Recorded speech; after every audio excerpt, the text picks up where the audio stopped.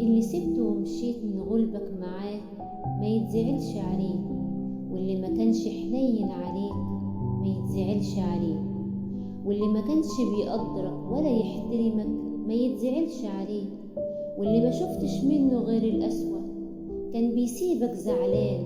وهنت عليه بدل المرة 10 ما يتزعلش عليه،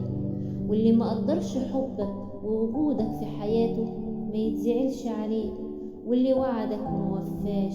ونكر كل حاجة عملتها عشانه ما يتزعلش عليه، واللي كان دايما بيحسسك بالخوف وعدم الأمان ما يتزعلش عليه،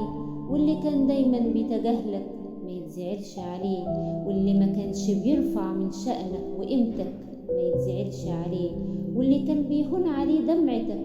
ما يتزعلش عليه، واللي ما كانش بيطمنك بوجوده وتغير عليك من غير سبب ما يتزعلش عليه، اللي سابك لدماغك واللي كذب واللي خان يتزعل عليه ليه؟ انت تستاهل اللي يطمنك، وانتي تستاهل اللي يطمنك ويحترم حبك ويقدرك. عمر المحبة ما كانت كلام وبس،